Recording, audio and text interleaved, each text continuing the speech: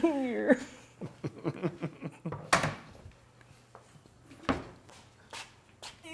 Oh, God. Oh, God. That's where it starts. That's where it starts. Wonderful. Nicely done, Nicole. Sorry. Sorry, I was loud. Okay, so I guess we're live then, huh? It's a warm in here. I saw you were Oh, it's a warm in here, Nicole says. nice sugar tats. Look, Thank you, Aaron. Honestly, I think Aaron just pretty much knows how I think and knows that when I saw this arrive in the mail, I kind of squealed like a little girl.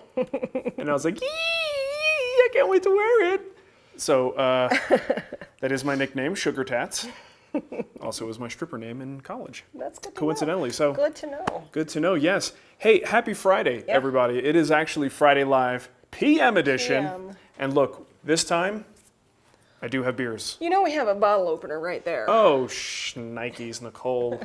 Why did we even bother with this? Okay, so I'm going to crack these bad boys open on our Woodworkers Fighting Cancer bottle opener. It's from the, what is it? How do they shorten it? Brecken Brew? Breckenridge Brewery. Brecken Brew. No, Breckenridge Brewery. No, but I've heard people shorten it. Like if you're local, it's like Brick Brew or something like that. Maybe. This one is the Avalan'che. Or Avalanche. Oh, okay. And this one is fruity. This is all the pre-show stuff, by the way. Oh, come on now. All right. Oh. I don't want the mango. Who made this for us? He didn't put his name on it. Yeah. And I know the guy. I see him on Twitter all the time. I would know him if I saw his name, but I forget his name. Really nice guy. I'm forgetful. I have the worst memory. When people's names are involved. I don't want the mango. You don't want the mango? No. Oh, you're going to make me drink the fruity thing? I'm not drinking the mango. You just want the Avalan'che. Avalanche. All right, so it's Friday Live PM. I'm Mark. What was that? That's my throat closing up in the middle of me speaking. I'm Nicole. Look, sometimes Hi. this is what happens on Friday nights. Okay? Lay off, Nicole. Before I hit you with this can opener. It's a bottle. Oh, I got to thank... Yeah. I got to thank some folks. So listen, if you want to help support the show, nonsense like this, you can be responsible for it existing by going to patreon.com/woodwhisperer. It's your fault. It will be your fault, and all your friends and neighbors will blame you. And we always thank the folks who help us out there and give them a little bit of credit because we certainly appreciate that kind of support. I have an eye twitch. Oh, really? Yeah, you're stressing me out. That's what it is. It took long enough for that to finally show up. All right, so let's thank some folks. You know, look, it abbreviates the names. Aww. So Stephen Matt something, Pavel Why didn't you just, no, it says right underneath there, Stephen Mats. Oh, jeez. Paul. Oh, Nicole. I know. Oh, drink more beer. What would happen if I wasn't here? I would never get anything done. Pavel Nikushun, Brooklyn Buffalo Woodworks, Jason Sanders, Vance Go, or Gao. Like and, Van Gogh. Right. No, I think you should go. Van Christopher Klingerman. What a cool name, Vance Go. It's fantastic. I wonder if he's an artist. Or maybe he just made that up. One or the other. So, hey, thank you folks for helping us out. We truly appreciate it. Cheers. And let's have a drink in their favor. I kind of already did. Fine. Hey, so last week we didn't do a show. Mark was at Mark Adams. There's another Mark. With only C. he spells it correctly. So it was all the way in Indiana. There was. And this was great. It was actually super fun. Here's the thing, I really didn't want to go because I don't like traveling. But I'll tell you what, when I got there, it was fantastic. So a bunch of people from the guild were there, got to meet a bunch of other new people. My buddy, he's my good buddy now, actually. Peter picks me up at the airport. Thank you, Peter. Yeah, we really appreciate that. David. And did Ben take you to the airport? David dropped me off because Ben was having car trouble. Oh, Ben. Yeah. But David took me to the airport. See, here's the thing. Like when I go to these things, I'm like, hey, can I bum a ride? You know, like I don't take care of myself. I wait for people to offer me rides. But yeah, David and Peter, thank you so much for the rides to the airport. They actually saved me $120 with that. Well, that's very nice. And then we had a meetup on Sunday. And then we had to do the lift home, so that went That's right. Yeah, there's $75 down the toilet. His flight was delayed, and he missed the train.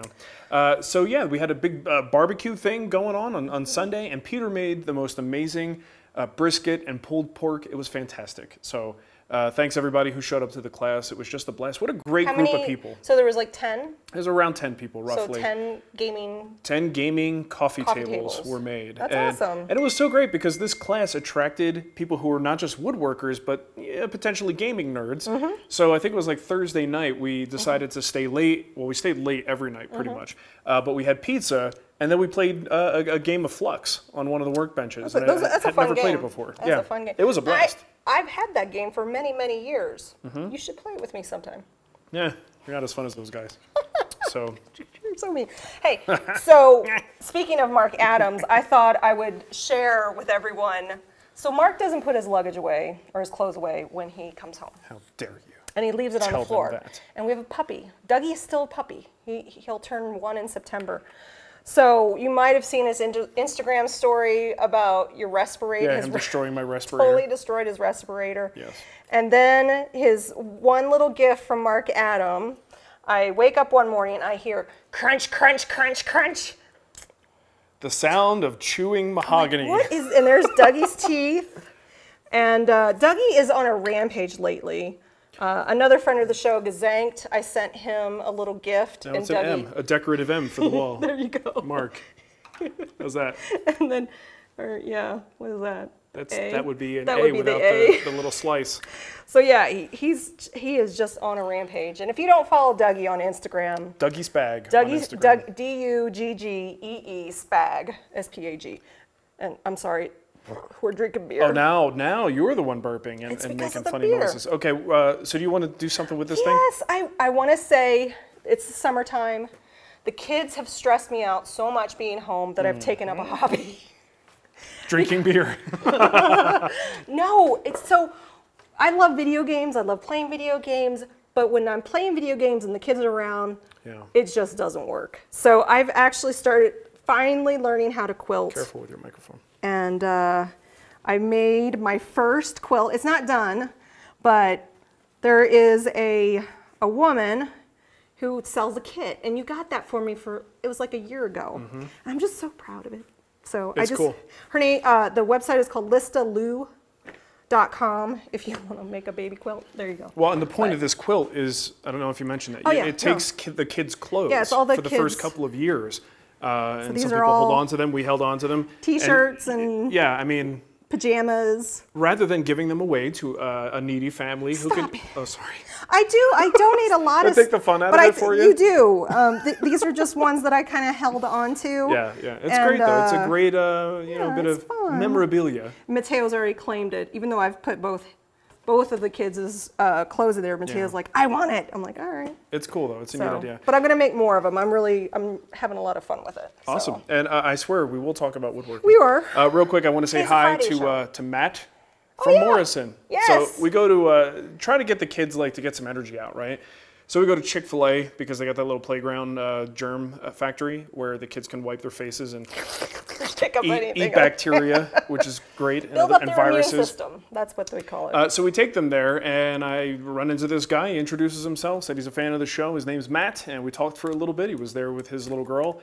So hi, Matt. I don't know if you're watching, but hello. It was nice meeting you today. We really hope you can come to the Denver meetup on Sunday. Yeah, for sure. It's one of those things, though, when that happens in public, I suddenly feel pressure for my kids not to be jerks. Right? And it's like, look, our kids are like anybody else's kids. Like, if you see us, they're not going to be like, yes, Father, may I have another chicken nugget, please? You're not playing until you eat a nugget. Yeah, Ava, eat that damn nugget or you will not be playing. Ah! So, yeah, it's the real deal. Yeah. But that was cool. Nice to meet you, man. Yes. All right, shall we get to the stuff? Yeah, and I'm going to be pulling questions from the chat. We have preloaded questions from Patreon. You can do that too. If Old man Spags coming into play. Does it feel good wearing glasses? Oh, it feels good, Nicole. I like to be able to see, yeah. It's nice. Things are a little clearer when I wear them. Yeah. So. Okay. Seeing things I've never seen before. All right, so Speckled Goat Woodworking wrote in, and is, again, Nicole just mentioned, questions are coming from Patreon, but she also has questions live from the chat room. So if you have questions, say something funny and she'll probably see it and put it on the side for Or me. maybe not. You never know. You never know with me. She's drunk by now, so. All right, so Speckled Goat says, Mark, I have a cheap combination square and level from the big box store. When I pair them up, I can see the tiniest of gaps between them, just a faint glimmer of light. And I'm wondering if I should invest in Woodpecker or Starrett squares, levels, straight edges. I am just finally setting up my woodworking shop after moving 8 months ago, and I need to make sure my table saw jointer and other tools are calibrated and start building tables again. Oh boy, there it is. Oh geez. Should I get a dedicated straight edge to assist in these tasks? And if so, what size? I appreciate the help. All right, so this is a tricky thing for me to answer because straight edges and squares can be priced anywhere from what you got at Home Depot, where you're just literally spending a few bucks, to hundreds of dollars, depending on what brand you go with. Bridge City Toolworks, the Starrett stuff, Woodpeckers. So it's a little bit tricky for me to tell you because it's really budget dependent. If you got a lot of extra money, then buy the nicer square because you could just be sure that it's going to be absolutely square. In your case, I think we're going to probably talk about budget-friendly things based on what you've described so far. I don't want to say, yeah, solve your problem by spending a few $100. One thing you could do is buy engineering squares. Okay, this brand is, I think it's Groz, G-R-O-Z. So I got a set of these for, I don't know how much it was. It wasn't that expensive, but it came in 3 sizes. These are not adjustable. But the way they come from the factory, they should be pretty darn square. They're good for tool setup. Another thing they're good for, testing other squares, right? So I've got this guy here, all right? And I also have a Bridge City Toolworks square. So if I start getting quilting squares. You want quilting squares like that? They have squares for quilting now. So I'm like. I got some plastic ones you might be able to use. So my buddy Joseph Mensch bought this for me as a gift. It's Bridge City Toolworks. One of the best out there, should probably be square. When I hold these two up against the backlight, I don't see much of anything peeking through there. There might be a couple little spots, but those are kind of more or less small irregularities in the surface, not something that's dictating the overall squareness. I also have a Starrett adjustable square, and that one, same situation. It's pretty much dead on. All right, so that just goes to show you, you have this as kind of your reference. It's a good thing to have on hand. As far as straight edges go, again, price. Just depends on how important it is to you. Could you get a decent level and call that a straight edge? Yeah, I mean, for a lot of things that might work, but there really is nothing better than a good steel or aluminum straight edge that is sold as a straight edge, and that's something you could be a little more confident in when you're using it for calibration. So I have 2 Veritas models. This is from that Canadian company, Lee Valley. Canadian. This is the steel rule. I think this is, what, 24 inches? This comes in handy for lots of tool setups. And then I have a longer one because the aluminum is cheaper. Watch out! So I have the longer one, and this guy's the 48-incher because it's, getting this in a 48-inch side is quite an investment. So yeah, I have the longer one in aluminum, shorter one in steel, and those work for me. But there are alternatives. Don't feel like you have to go that route. But again, once you have something like this, now you could, take this to Home Depot. And the same thing with the engineer square. Take that there and buy a less expensive square, but check it first and make sure it's tuned up and is already coming, with the proper calibration. Cool beans. Cool beans. All right. You can grab one. Okay. Robert L. Mark, I have to say thanks for your detail in your videos, and I have enjoyed watching them. I feel like I've been watching Norm, but with a twist. Wasn't that one of our older sayings, like, it's woodworking with a twist? I think we may have. Way early. Yeah. That was terrible. Planning on going to IWF. Let's never say that again. He's planning on going to IWF in August. Hope I get to meet you. And then, speaking of IWF, he said that he's confused about is there a charge? And I think there is a charge. Yeah, it's a conference. So if you go to IWF's page, I think you have to register as a business. Yes. To get your access. Business. I'm pretty sure you could be like, what's his name? Robert L's Woodworking. Robert L's Woodworking and stuff, and you'll be fine. Yeah, but there is going to be a meetup at Highland. Yeah, so I believe it's going to be on Thursday. Is it going to be Thursday? Yeah, I think it'll be on Thursday. I have to look, because the show is like from Wednesday, Thursday, Friday, Saturday. Peter says as long as you don't do it on Wednesday, he's good. I believe it's Thursday. It's going to be in Atlanta, and I'll get everything squared away for you guys. But I'm pretty sure it's going to be Thursday at Highland Woodworking. and I believe it's going to be about 7 o'clock. Are we going to do tickets just to, because it's I don't going to know. be after hours? I'm waiting for them to get back in touch with Okay. me. If there's a person limit they're comfortable with, we may do some kind of a ticketing system because I honestly don't know what to expect. Anyone in the Atlanta area is welcome to attend. This has nothing to do with IWF. So just anyone who's in that area can show up. I don't know how many people are going to be there, and it'll be me and Cremona, pretty much. That's it. Yeah, that's what I mean. Yeah, who needs tickets, right? Matt, did you get your ticket? Yep. But yeah, me and Cremona will be there, and hopefully lots of cool people. So should be fun. There you go. I can't wait. It's been a while since I've been to Atlanta. I wish I could go, but alas, no babysitter. Alas, children. Okay. Let's get to Johnny V's question. John Vrault. He says, hey, Mark and Nicole, got a woodworking question. I just started using my routers for more than just edge trimming and wanted to have a go at dovetails, box joints, and the like. I have a Leigh R9 jig, which I haven't used yet. Are there any pointers you have for using this type of jig, especially since I haven't used guide bushings before? All right. So I will focus primarily, John, on guide bushings because the way these jigs, and what he's talking about is one of those jigs with like fingers on it, right? And you just kind of blindly throw the router into those little alcoves and it does all the work for you. Yeah, the beer's a bad idea. It's a very burpy beer. People want us to drink beer, but we're going to burp the whole time. So in order to do this, your router bit would just run right into those little guide arms, right? So you need something to stop it from doing that. And the system that is employed for most of these jigs is a guide bushing, right? So I've got a little brass guide bushing here. Now, depending on the model of router you have, most of them do have a base that you can add on that will allow you to use guide bushings. A lot of guide bushings are sort of an industry standard, so you'll find this little plate for the Festool, for instance, that accepts standard guide bushings, pops right in, then you have this little collar that goes on, hand tighten it, when it's nice and snug, you're done. Now, depending on the quality of the guide bushing, depending on the router, the place where you can go wrong with this is how well the bit is centered, right? So quality does matter. Even still, sometimes it helps to get a little bit of assistance with the centering because if the base is not perfectly concentric with the bit, right? Think about if you are, it's kind of hard to explain, but trust me, if it's not perfectly in the middle, in the center, you can actually get bad results where your things just don't meet up the way you would expect them to. And you're like, I did everything right, and it's still not matching up nicely. Well, a lot of times it's because the bit is not perfectly centered.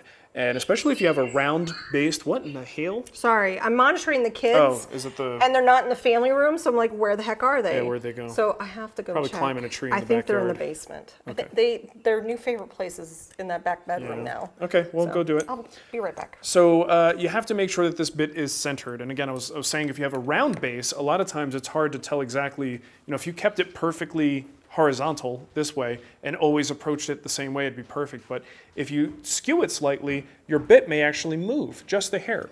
So one thing that could be handy in setting up for this is to get one of these centering mandrels.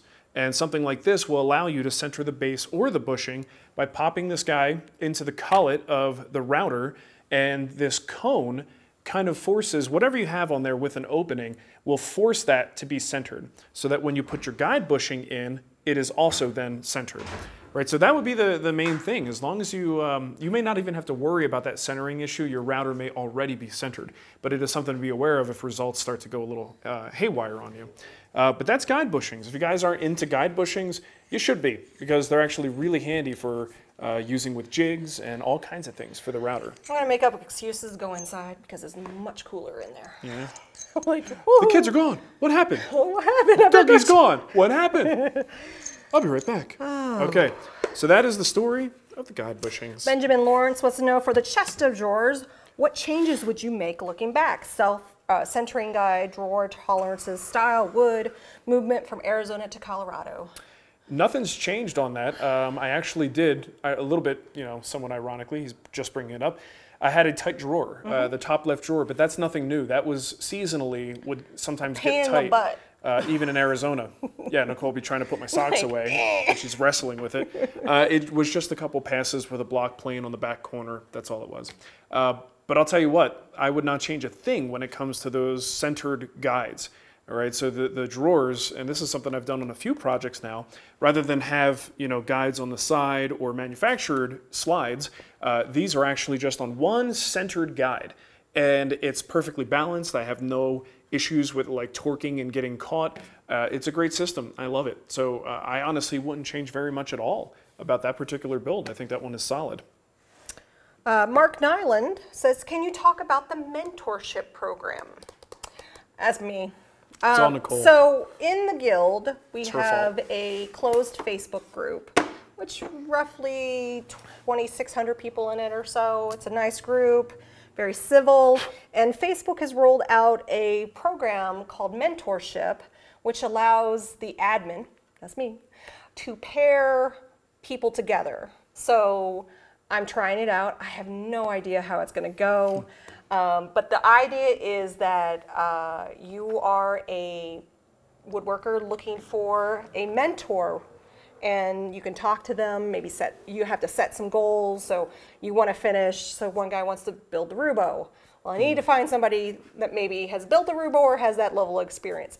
My problem is I don't have enough mentors. I have plenty of mentees. Oh, I can imagine. That would be the issue. Yeah, so it's just a kind of a work in progress because it's a brand new offering from Facebook.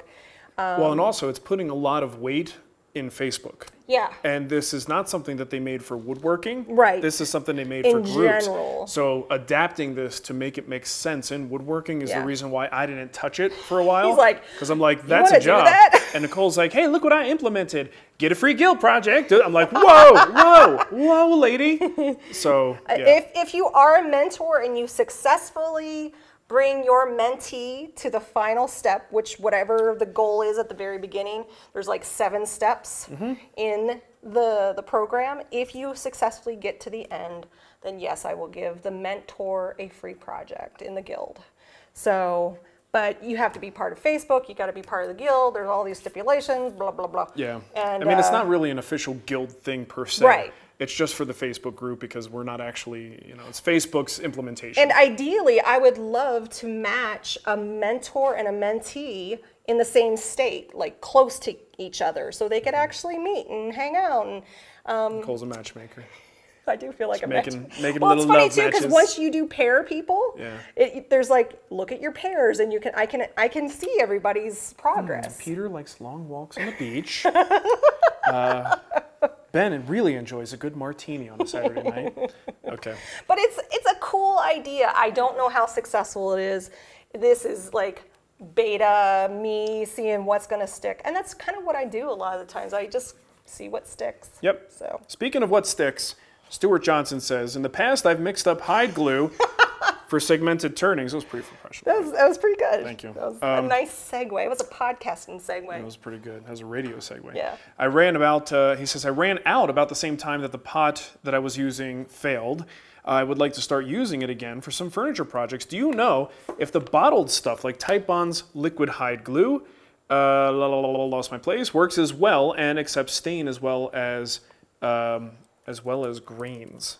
I'm not sure what that means exactly. But yes, all right, so I don't really use this stuff much myself. I actually have been thinking about getting some because people kind of rave. Like people who are into the hide glue thing really like it. And especially the liquid hide glue, it's kind of like grabbing a bottle of PVA. It's just shelf stable, room temperature stable. You've got Titebond is one of the common liquid ones, and then also Old Brown glue. Excuse me. Both are pretty comparable, and I was trying to figure out, okay, well, if the liquid stuff works just as well, why does anyone even bother with the hot hide glue? You got to have a glue pot, you got to warm it up. It just seems like a pain in the butt. So I shot a quick text to my buddy Shannon, and he basically said that the difference with the hot stuff is you've got more initial tack, right? So if you're doing like a rub joint or something like that, it's going to work better with hot hide glue. You can kind of just rub it, get the air out of there, and that initial tack is strong enough to hold itself together where you don't really need clamps. Additionally, you can vary the mixture. Think of it like mixing shellac or anything else where you can kind of dilute it. You're the one mixing it, and you can really, sort of customize the mix for different tasks, be it veneering, regular glue ups, things along those lines. So having that extra degree of control allows you to make it a little bit more useful depending on the task. So those are 2 reasons that may not be a factor for you. And if they're not, then just go with the liquid hide glue because it's a little bit easier. It's shelf stable. You know, you can buy it anytime you need it, and you don't have to worry about the whole hot pot and all that stuff in the shop, which to me sounds like a pain in the butt. So my messenger is delayed to really? the text messages you send me, and I said, I feel like a matchmaker. And just remember who the couple blames when it doesn't work out. Oh, that was what I said to you. You didn't read that when I wrote it? I did, but it just showed up on my computer. It just happens to be relevant. Yeah. I said, yep. Guess who the couple goes after when things go south? It's all your fault. They go after the matchmaker.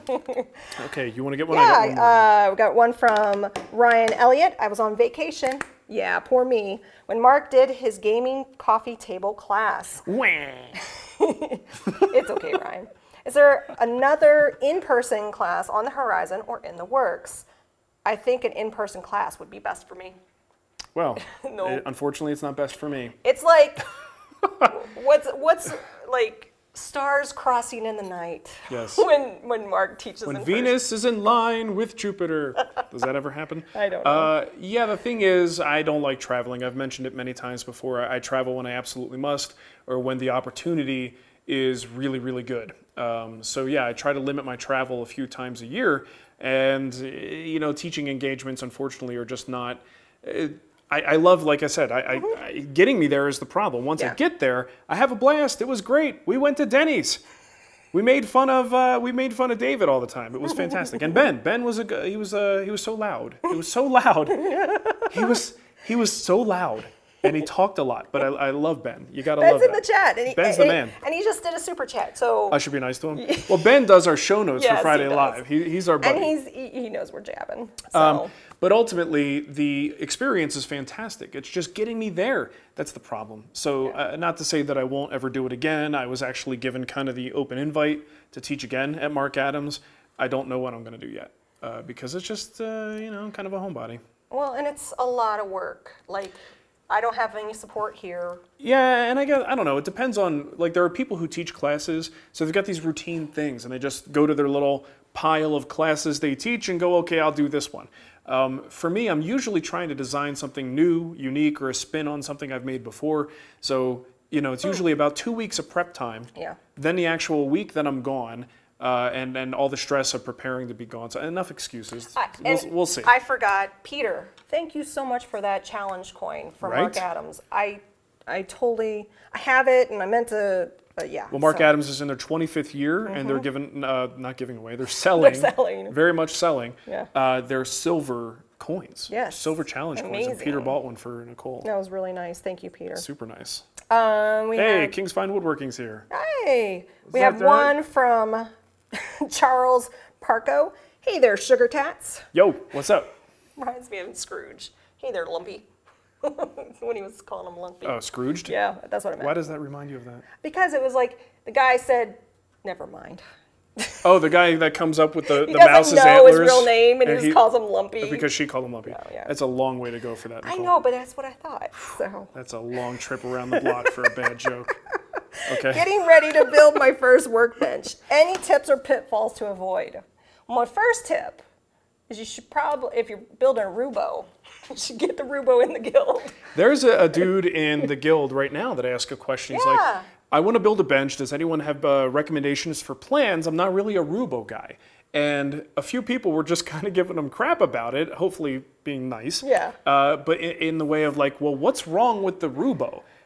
One great thing about the Roubo is it's designed to be like a chameleon. Like it can be anything you want it to be, but the foundations of the Roubo are solid. And there's very few things that a woodworker would want to do that the Roubo can't satisfy. But there are little creature comfort differences. Some people want more, overhang with the apron. Some people like it flush. Some people don't want a leg vise. You know, some people want like a twin screw vise or a quick release vise. Pattern maker's vise. There's a lot of different things you might want to do. So my first recommendation, Nicole, get your finger on the trigger. Okay. We need to put a link in the show notes to Chris Schwarz's workbench book. Okay, yeah, that's a good book. My best tip is read that book. It's an inexpensive way to understand what workbenches do and why certain features matter. It wasn't until I read that book that I walked away going, I must have a Roubo. You know what? If you go to Amazon.com/shop/the Wood Whisperer, Marc's bookshelf, it's the first one. Yep. So there you go. Yes, the first one. The very first one. So it's a fantastic book. It is a really good guide for breaking it down. And when you're done with that, you may not decide that the Roubo is good for you, but maybe you're reading a different book. Because, I mean, if you really look at the way he breaks down the arguments, Shores is a terrific writer, and a lot of the things he says really makes sense. When are we going to get him in the guild? Never. He's a jerk. He's not a jerk. He's very busy. He's busy. Yeah. You know, he also doesn't answer email anymore. So Chris, that. Let's talk. So yeah, the Wood Whisperer Guild is the place to get that. And to this day, the most popular project. And I haven't answered email in a while, right? So I sit down to answer some emails yesterday. I would say like 75% of the guild emails I received were from people building the Roubo bench. Oh, wow. They're all bench questions. It's crazy. I had 2 in the newsletter this week. Oh, 2 benches? 2 people were like, Man, I that's finished it. I finished it. Someone even asked, are we going to do a new workbench design at some point? I'm like, what do I look like? Kenny Loggins? I mean, Chris Schwartz? Kenny Loggins. All right. You get it? You're heading into the danger zone. Yeah. No one else thinks that Chris Schwartz looks like Kenny Loggins a little bit? Oh, I didn't get that. Oh, sister, let me show you some things. I still think Matt Cremona looks like Dimitri Martin. Mm-hmm. Totally. Just a lot less funny. I don't know. Sometimes Dimitri Martin isn't so funny. He's also not that funny, yeah. But man, funny. I bet you that dude can't build a sawmill. Booyah! So, Charles, I hope we answered your question. James Tan, another workbench question. I'm looking at making my first legit woodworking bench. I'm split between 2 styles, the Roubo Here we go. and the The Scandinavian. Scandinavian. Skadoosh. All right. Scandinavian. Yeah. With shoulder vise. What are your thoughts between the 2? Yeah, I mean, we just kind of had this Yeah. conversation. It's going to be a lot of repeat. Honestly, the best thing I could recommend is, aside from reading that book, if you have an opportunity to use them. Usability is a big factor. So if you can get into somebody's shop who has one bench or the other, that will also tell you a lot. And that's how you get ants. That is how you get ants. I got one question here. Okay. Last one on my list from Jason Sanders. We have ants, by the way. Yeah, we do. Let's go take care of that. I'm never really sure what speed I should be running my router bits at. I know the general rule is the bigger the bit, the slower the speed, but I never really know how fast or slow. Does 1/2 inch versus 1/4 inch shank make any difference? My DeWalt router has speeds 1 through 6, which is super helpful, right? Because what do those numbers mean? We don't know. Slow and fast. Yes, exactly. I don't actually really pay much attention to the numbers either. I hate to do the, pull the experience card, but a lot of times when it comes to router bit speed, I generally go as fast as I can get away with, right? And one of the ways that you could tell that the router bit is spinning too fast is the way it feels and the way it sounds. And sometimes you have to go to an extreme to really understand what that is. For instance, using Williaming's Big Daddy bit full speed makes you, it seems like your router table is going to fall apart. And you know you've done something wrong. So you can quickly dial it down until it's just humming, humming right along. So at the top end of its speed that it can handle is where I want to stop. So for most bits, honestly, most typical bits that I'm running, I'm usually going at full speed, because they're no more than maybe 1/4 inch, 1/2 inch, 3/4 inch diameter. Once I go a little bit beyond that, then I do start to think about how much, material is flying around and what that might do.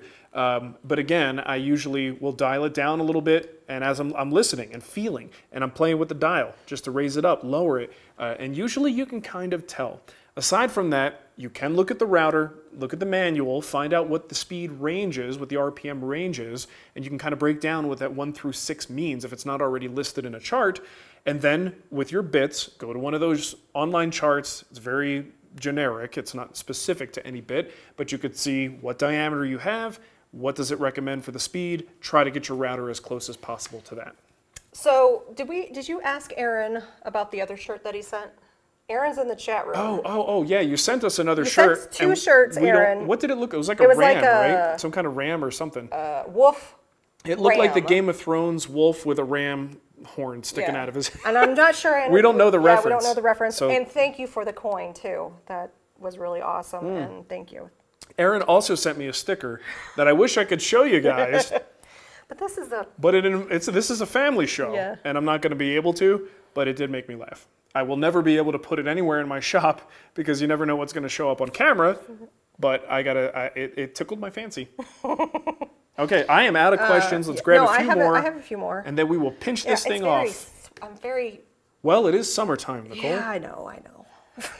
I know, darn. But you know what? The kids start school next month. Right, and it's also not Arizona, so we got that going for us. Somebody asked us which we like better, Arizona or Colorado. Colorado. In sync. Tom Bodette, have we heard anything lately about the new book? The next book? Tom Bodette. Isn't that the guy who does like Motel 6 commercials or something? Wasn't it? You guys know what I'm talking about, right? I don't think maybe it's not Motel 6. Tom Barrett? No. You guys don't know what I'm talking about. No, I don't. No, watch, the chat room's gonna know or something. It's like a radio commercial. I don't know if it's a Motel 6 or something along those lines, but the name is Tom Bodette. All right. Anyway, what was his question? I don't know. We'll leave the light on for you, right? Yeah. See, look. We'll leave the light on for you. Tom Bodette. I don't know. Well, look, I'm just a little bit more cultured. Motel 6. It was the guy. That's what I said. That's what they're saying. But that's what I said. Your reference is I've got a memory like a steel trap. No, you don't. Like an elephant. No, you don't. Okay, what was this question? I don't know. I'm Tom Bodette. About the book. We'll leave the light on for you. Okay. March is the release date for the book. March 2019. Yeah. And I am currently doing some of the refinement stuff. I've got one more chapter that needs to be reshot because I just wanted to change things.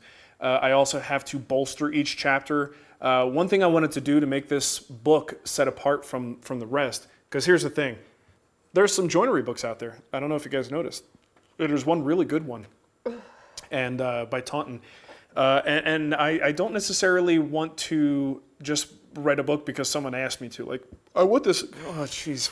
We're just burping. We're the burp twins. This is awful. You guys asked for it. This is what you get.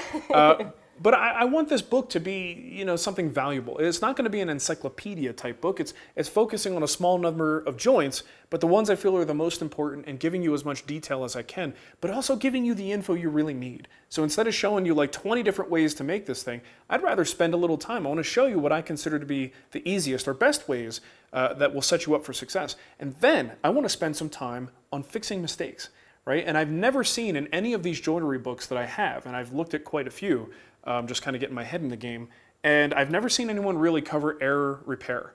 So that's going to be, I think, a pretty strong focus of the book. I want people to see it's not if you make mistakes, it's when. So when you do make mistakes, here's how you repair that misplaced mortise, or how you repair that tenon that's a little bit too loose, things along those lines. So that's all some of the supplemental stuff that I'm adding to the book.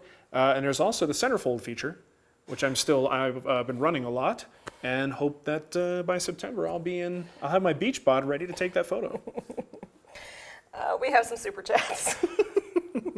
My eye is twitching, by the way. I'm like, oh, God. Ben said, pour some beer in it. For putting up with me for a week and not killing me and giving me a bright spot in what was a rough week after the class. So. Yeah, I hear you, Ben, and hope things are going okay.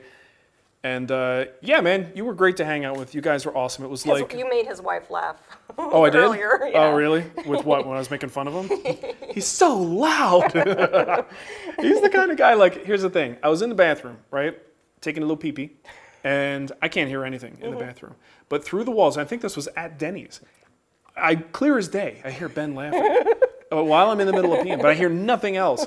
His laugh cuts through like a hot knife through butter, right through that steel wall. He also said, on second thought, I will offer to mentor anyone on ensuring they use enough glue. Yeah. I'm also disappointed in that martini. Did he get a martini or something? No, I made a joke about a martini earlier. Austin V. Pap said, I can't think of a question. So. Oh, that's fine. Thanks for the super chat. Yeah, yeah. Austin. Jim Ashley says, for whatever, Oh, whatever. Whatever. Whatever. That was a long time ago. Early podcasting Yeah. days. Liam, what is it? Liam Neeson. No. Liam North. Liam South. No. I was going to say Liam O'Brien, but that's our friend. Liam Left. Liam. It's really not Lynch. important. Lynch. That's what I said. No. He says, been working, been busy, so I haven't been able to join live. Well, good to have you, Jim. Yeah, good to glad see you. to see you. Say hi to you. Let me see. Peter asked if I still like the Jaybirds. He asked that last time. Oh, that's old questions here? Yeah, it just, I look You at just add on it? Don't interfere with my system. Well, look, sometimes, Nicole, you're a little slow.